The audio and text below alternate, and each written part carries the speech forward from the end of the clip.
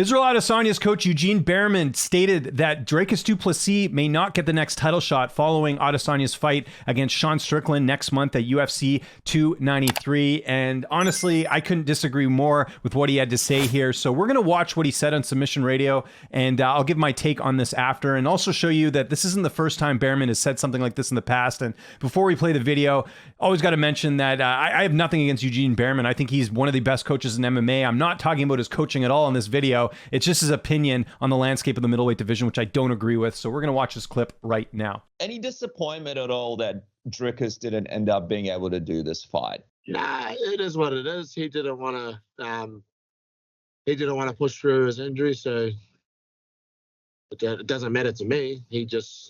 That's something to do with him and his team, and he has to go back and fight someone else. Just quickly, I know you mentioned at the start of the interview, Huge, that for Dricus, this was his opportunity, and you want to see him fight someone else next. Well, I don't make that call, but the problem is if you don't step up and take fights, you go into the pool. That's a fact.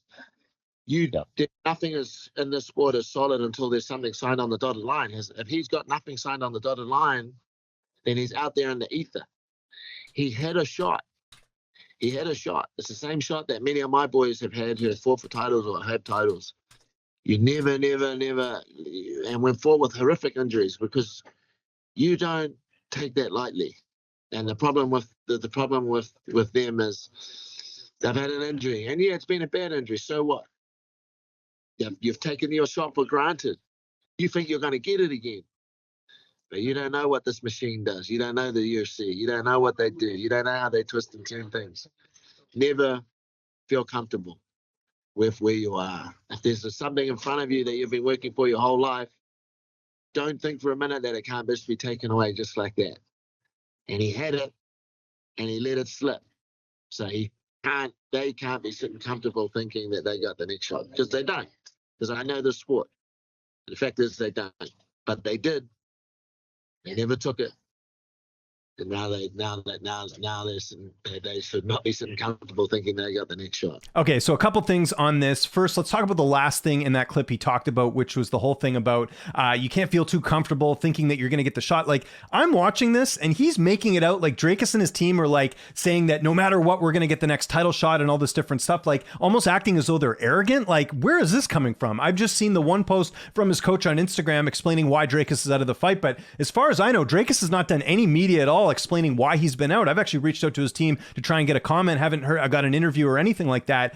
So I don't know where this is coming from. I know he doesn't like, or Israel's team obviously does not like Dricus's team, but this is kind of a made up narrative a little bit. Now, he is right about the fact that the UFC will just move on if you can't take a title shot. We've seen numerous examples of this. Beneil Dariush losing his title shot against Islam Makhachev. We had Colby Covington lose his title shot a couple of years back against Tyron Woodley. They went with Darren Till instead. The UFC will move on if they need to. So he is right about that. But this idea that like Dricus and his team are like somewhat being like cocky about this whole thing, like, oh, we've got it no matter what, we're not worried about it. I don't really understand that point. I didn't get that sense from reading the post, so I don't agree with that at all. But this idea that, like, you know, you should just push through an injury, I think he's really just downplaying what Dricus has had to do over the last year. He's fought 4 times already, and everyone knew when they announced this card for UFC 293 in Sydney, and I've done other videos on this, but talking about how no matter what, Israel was going to headline this card in September, and they had the fight with Whitaker and Dricus in July, that it was very much cutting it close, and there weren't a lot of options, and then they even tried to make the fight with Abus and Sean Strickland,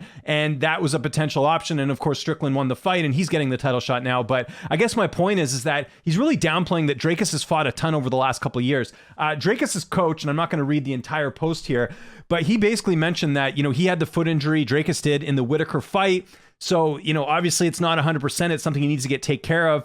So he already did a fight where he was injured in a number one contenders fight. You know, had he pulled out of that fight, he might have not gotten an opportunity against Whitaker there, and therefore would have not got the opportunity at fighting for a title. So, you know, he pushes through that fight, he gets it done. Now he's got to push through again and fight Adesanya in his backyard in Sydney. Like, I don't blame Dricus for not taking this fight. I understand it's a risk where you could end up losing that opportunity here, but Eugene's very much downplaying what Dricus has had to gone through, from his activity to the injury itself, not to mention his performance against Robert Whitaker. Like, I feel like he's not even talking about how Dracus completely dominated him and destroyed him in that fight. And when Adesanya fought Whitaker in their rematch, it was a much closer fight. So this is where I really disagree with Eugene Bareman on this assessment, and then acting like, the UFC might not give it to him. Well, who's really available here? There aren't a ton of options if you're looking at the rankings right now at middleweight. Dracus is number one.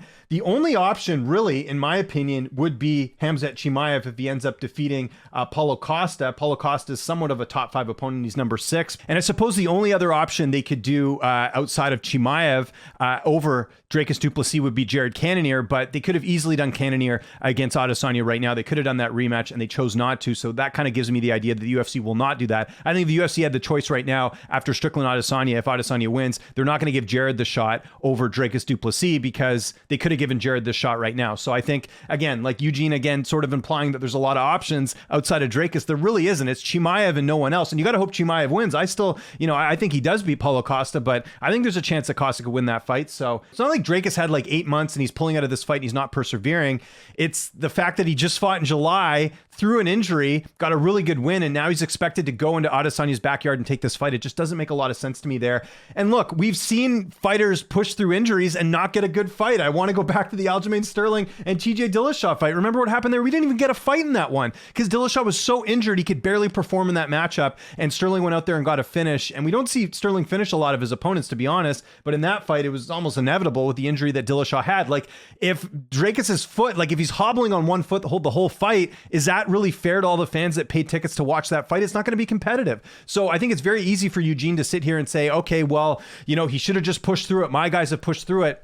I mean, what about the fans? Are they going to get a good fight? And, we do end up getting Sean Strickland and Israel Adesanya instead, which, look, I think that's the next best option. I think the build up to that fight's going to be great. But go read the comments on my video. A lot of people are upset with, the fact that style-wise, this isn't going to be a very good fight because Sean's not exactly a super exciting fighter. And, and also just the fact that I think Israel's probably going to win this fight with Dracus. I think there was definitely an opportunity where there could be a potential win there for Dracus in this fight. I'm not saying Strickland can't win, but I think the odds are going to be very much favored to Izzy. I think when Dracus, if Dracus was to fight Izzy on a full camp and healthy, I think the odds are going to be pretty even in that fight, if I'm being honest here. So that's kind of what I'm looking at here. I just think that this is just really disrespectful to the Dracus end of thing. I get it. They're frustrated that they didn't get this fight. But again, this goes back to the fact that the UFC made a huge mistake booking this card in September and just assuming that the winner in July would come out unscathed. Like, that's just bad planning on the UFC's part. But Eugene's got to at least acknowledge that and recognize that instead of implying that Dracus is like choosing not to fight because he's,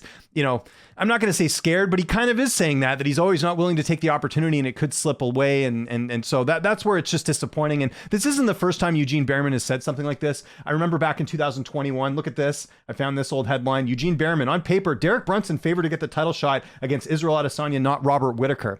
Well, thankfully, the UFC didn't do that. They booked Derek Brunson against Jared Cannonier. Brunson got finished in that fight. Whitaker got the fight and had a pretty close matchup with Adesanya. So thankfully that worked out. But I forget who, I think it was Brunson beat Darren Till at the time. So they're like, oh, he might get it over Whitaker. But it's like Whitaker had how many fights that he that he had after that? I think it was a couple, right? Since their first fight with Adesanya. So same sort of thing. He's kind of going along the same line of thinking here. So he lost to Adesanya, he beat Till, Cannonier, and Gaslam. And then Eugene was implying that, well, Derek Brunson should probably deserve it over him. It's like, I don't know about that. So again, got nothing against Eugene Bareman, the coach. I think he's fantastic. He's been up for the coach of the year, numerous times. He's a fantastic coach, but this is just a bad take here and just very disrespectful to the Dracus end of things. I know they're frustrated. They didn't get the fight. Everyone's frustrated. We didn't get to see the matchup with Israel Adesanya and Dracus du Plessis. But I mean, to sit here and kind of disrespect him like this and kind of imply like, oh, you might not get it now. I mean, I think the UFC is probably going to try and make this fight happen, even if Chimaev wins, because even if Chimaev does win, he's only got one top win at middleweight, so he automatically gets the title shot. I don't know about that either. So we'll see. We'll see what ends up happening. Again, the UFC is the one that makes the fights and everything. I just think, like I said, the thing that really kind of bothered me in this interview is just him sort of downplaying Dracus and acting like, again, that win against Whitaker was not very good, or like just really not giving Dracus much credit for that performance. Like, that was one of the best performances we've seen this year in the octagon in a fight where Dracus was heavily counted out in that fight, right? So I want to know what you guys think in the comment section below. Do you agree with me here? Do you think Eugene's on point? Again, he is right about the fact that that the UFC could move on here, but I just think that everything that has gone into this fight, from Dracus's performance to the bad blood between the two, the UFC is going to try and capitalize on this. And when Dracus is healthy, I think they will put that matchup together. But yeah, stuff like this, it's just weird coming from a coach. I could see if the UFC said something like this, and then I would disagree with them there. But yeah, the coach of Adesanya is sort of implying that, you know, Dracus missed out. I don't know, man. Like, do you want to see a fight where a guy's not really ready? And again, Adesanya has tons of time to prepare. Dracus wouldn't have a ton of time to prepare for this fight either, just coming out the fight in July. So follow me on Twitter, TikTok, Instagram. Let me know in the comments if there's any other videos you want me to discuss, any topics. Happy to hear from you. I'm James Lynch. I'll talk to you guys soon.